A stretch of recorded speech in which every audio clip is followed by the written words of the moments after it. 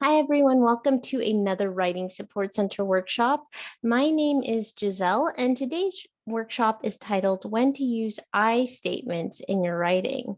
In this workshop, we're going to review the most effective ways to use first person and personal experience in your academic writing. So before we begin, to get the most out of the workshop, you're going to need to do a few things. Now, if you've already taken a Writing Support Center workshop, this may seem familiar for you, so feel free to skip forward.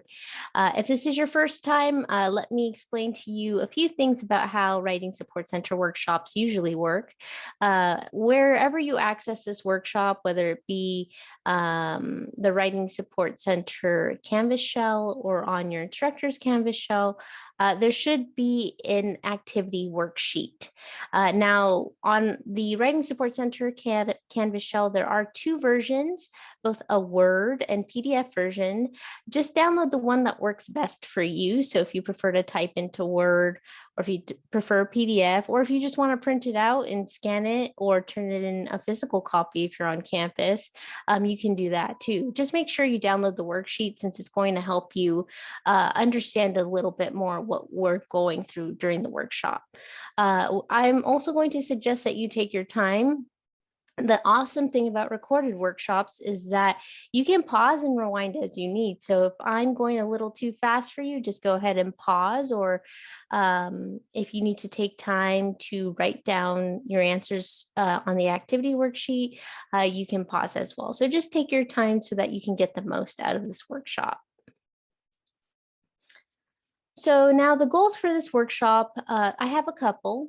I would like you to reflect on your current academic writing process and experience with I statements during this workshop. So you're going to be doing a little bit of thinking about your own writing process and how you currently use personal experience and first person in your academic essays. I also want you to determine when to use first person pronouns. So first person pronouns are I, we, me, us, my, and ours. So anytime you're putting yourself into the paper with those pronouns, that is you using first person pronouns or I statements and personal experience along with that in your academic writing. So we're going to think about the best times to use it and the not so great times to use it. So you'll have a clearer understanding after you've taken this workshop on when to use I statements and when not to use I statements. So before we begin, I just want you to do a little bit of an opening reflection. In this opening reflection, you're going to answer the following questions. Do you use I statements or first person when you write academic essays? Why or why not? What kinds of things have you heard or what kind of things do you know about using I statements? And how do you think first person and or I statements impact your writing? So think about these two questions. It's the first question on your worksheet and go ahead and write your answer. There is no right or wrong answer. This is just a time for you to reflect and think about your own individual writing process. So go ahead and do that. Pause here and continue once you're done. All right, so if you're still writing, continue pausing. I'm going to move on to the next slide. So like I said in the previous slide, there is no right or wrong answer. I just wanted to see what you've heard because a lot of people have heard different things about I statements. Some believe I statements should never be used. Some believe that it's okay, and some don't even know if I statements are good or bad to use in academic writing. So that's what we're going to cover in this workshop. I just wanted to start with the simple question of when are I statements used?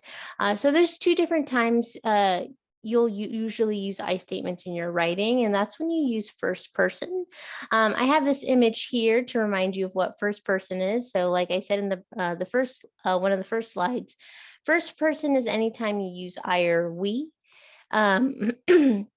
or anytime you're using yourself in your writing. Second person is, of course, you, and third person is he, she, it, they. And we're not talking about these two in this workshop. We're just going to be focused on the first person. So when using the first person, you might use I, but you might not make reference to your individual experiences. So when this happens, it might happen when you use statements such as I believe, I think. You might not be talking about your own personal experience, but you're inserting yourself into the paper by using first person. As for personal experience, when you share about your personal experience, you might use I statements to share your experiences. And usually you're going to share your personal experiences when they're relevant to the context and purpose of the assignment. You usually don't want to share personal experiences if they don't connect to the context, which I'm going to talk a little bit more about in later slides, but usually you share personal experiences when they're relevant to the assignment at hand. So these are usually the times in your academic writing when you'll use first person and personal experience when I statements are being used in your writing. So I also want to dismantle a few expectations about academic writing. So like I said, you might have some preconceived notions about I statements based on things you've learned in high school. If you're new to college writing, you might have an idea of whether or not to use I statements. And I think a lot of the time we've been told I statements are bad. So there are other common expectations students have about college level writing. Some of those are each essay should have exactly 5 paragraphs. We know that to not be true if you are in a composition class right now. You don't begin a sentence with and or because. That's also not true. If you do it effectively, you can start a sentence with those 2 words.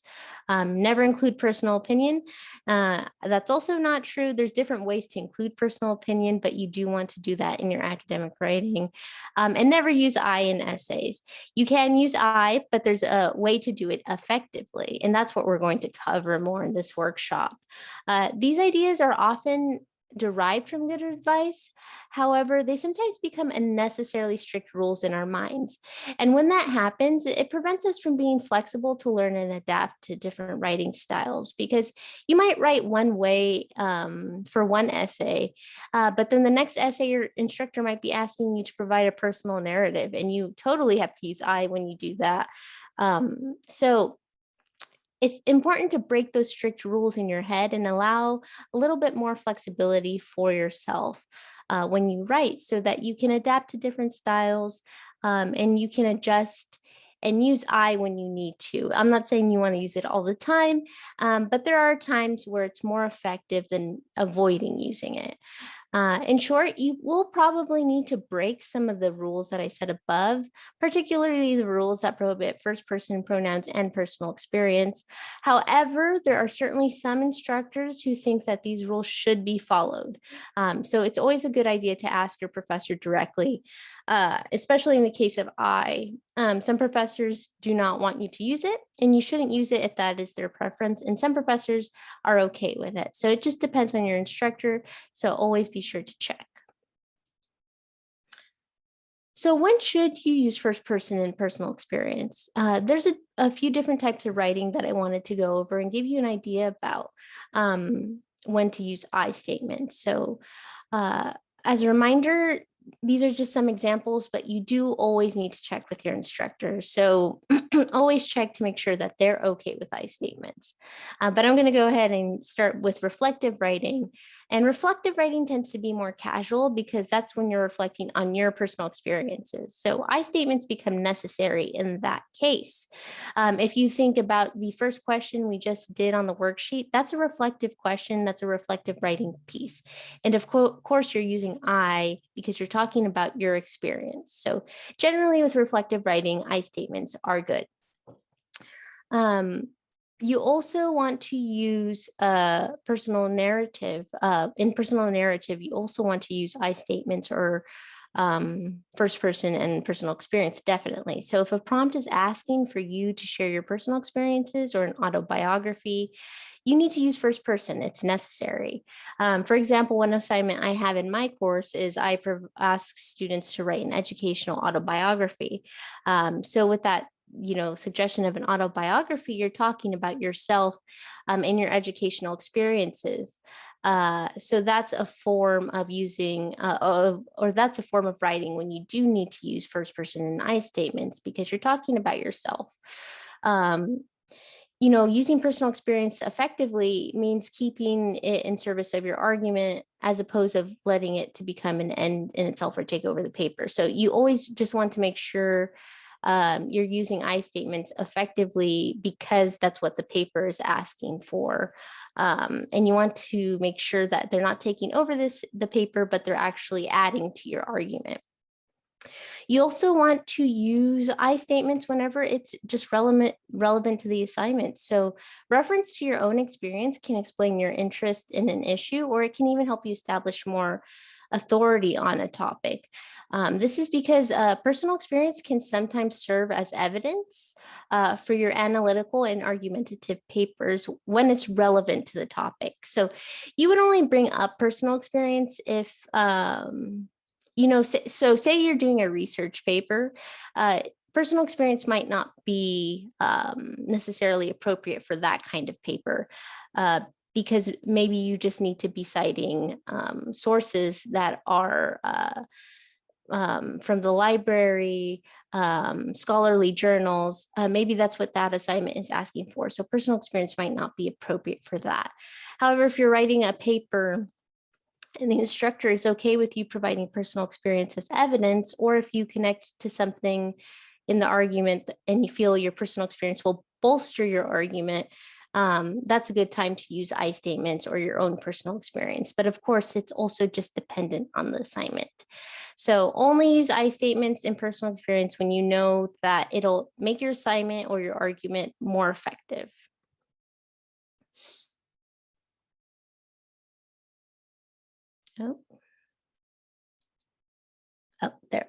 Went too far. Okay. So like I said, using I statements can be effective. Using the first person pronoun can sometimes improve your writing. So, and it does so by accomplishing the following things. Again, this is only when you use it effectively. And some of those things that it'll prove is your assertiveness. So in some cases, you might wish to emphasize agency. So who is doing what? So for example, using I can help you point out how valuable your particular project is to an academic discipline or to claim your unique perspective for argument. So if you want to assert yourself in the paper, you might see in some research papers and the the person writing the paper will sometimes insert themselves by saying, in this paper, I will be arguing. And they do that to be more assertive in their claims and showing like, hey, this is an argument that I came up with and something that I'm asserting throughout this paper. So that makes their claims more assertive. Sometimes inserting yourself will do that. It also can help with clarity. So because trying to avoid the first person can lead to awkward constructions and vagueness. So using first person can actually improve your writing style. Sometimes like we try so hard not to use I that it ends up making the sentence look kind of awkward. I'm going to show you an example of that in the next slide, but I definitely wanted to put that in your radar. Give me 1 second. Another time you want to effectively use an I statement is when you're positioning yourself in the essay. So in some projects, you're going to need to explain how your research or ideas build on or depart from the work of others. So in that case, you're going to need to differentiate your work from the work of other researchers. So you'll need to say I, we, my, or our, depending if you're researching with other people or just yourself. If you wish to claim some kind of authority on the topic, first person may help you do so. So like I said, it's kind of related to the assertiveness part of using I statements. It's just asserting yourself and making yourself clear as to how you're contributing to the conversation, how your argument is different from maybe something others have said in that field. So I'm going to show you a few effective uses with these things in mind. So here are some examples and some effective use of I is on the left side. So the original example reads, in studying Angela Davis's Are Prisons Obsolete? The question of how prisons are linked to Jim Crow laws and slavery is explored. So not only is this sentence a little clunky, it's also using the passive voice. So that's a separate topic, but you want to have an active voice. And because this person is trying to not use I statements, it creates a very clunky sentence written in the passive voice. So in this case, using an I statement would be more effective and would create a clearer and more concise, more assertive sentence. So the revision reads, in my study of Angela Davis's Are Prisons Obsolete? I explored how prisons are linked to Jim Crow laws and slavery. So if you see this person is being more assertive, saying this is what I came up with, this is what I did in my research. And it also shows the kinds of things that they're specifically looking at in their paper. So I would say the I statement in this case is much more assertive and clearer and much better than this sentence up here. So I'm also going to show you a couple examples when you shouldn't use the I statement, an I statement. So one example is the original reads, as I analyzed Martin Luther King Jr.'s letter from Birmingham jail, I noticed his frequent use of rhetorical appeals.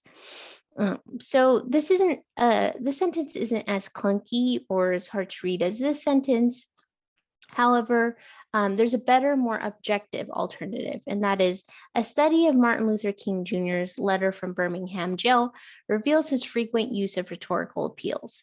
So in this case, it's better not to use I statements because you want to show in you want to be more direct. So in the revised version, the person is more direct. And using I in this case allows the writers to avoid the, not in this case. So it makes a statement more objective. So if the writer's purpose is to describe something that is in fact objective or independent of bias, avoiding the first person makes a statement stronger and clearer. So essentially, sometimes when you insert yourself in the paper, it makes you seem more subjective and that you're not stating a fact. So in this case, you want to appear more objective, and saying a study rather than as I analyzed makes that statement clearer and more objective. So sometimes using I statements, you don't need to do it. You should just focus on being more objective and using the third person. So it just depends. I have another example here where there's an I statement and it's better without. So the original example reads, I think that Aristotle's ethical arguments are logical and readily applicable to contemporary cases, or at least it seems that way to me. So this statement is a little bit of clunky because, you know, it ends with, or at least it seems that way to me. There's no real need to announce that statement at the end of the sentence.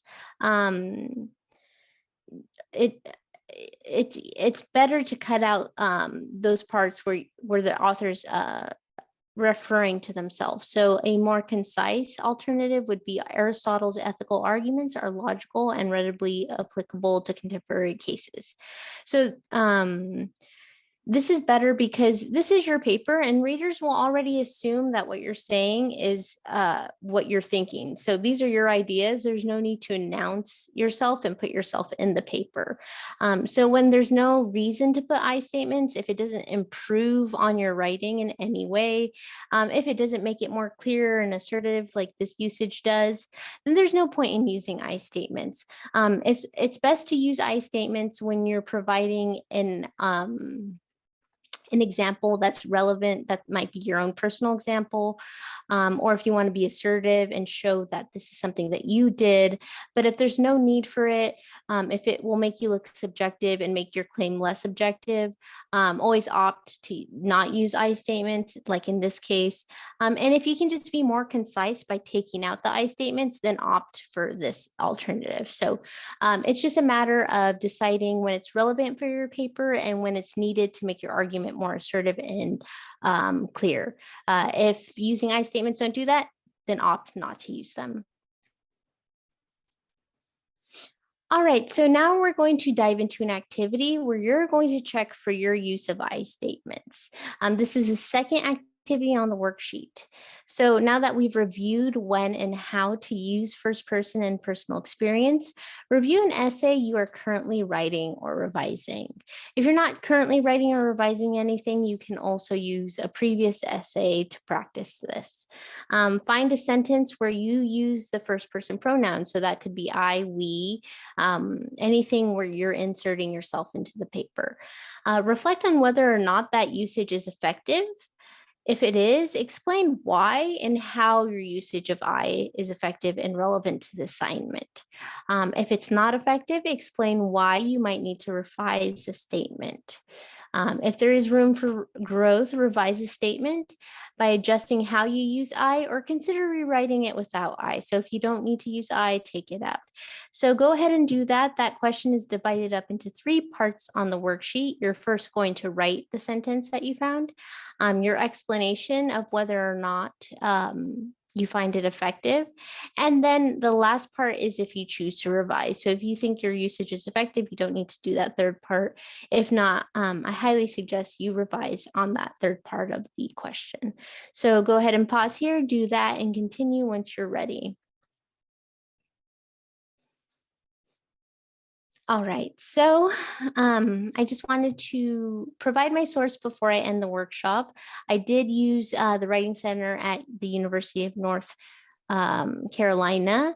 And this is their website. So I'm also going to be dropping this link in the transcript for this. So you'll be able to easily copy and paste that into your browser if you want to learn more about I statements. If you have any questions at all, please feel free to visit the Writing Support Center. You can do that by going to our website, simply Google PCC Writing Support Center, and it should be the first page that pops up. You'll be able to find our remote tutoring services, or you'll be able to find our hours so that you can come in person and visit us for a tutoring session. I hope you found this workshop useful, and we look forward to seeing you at our next one.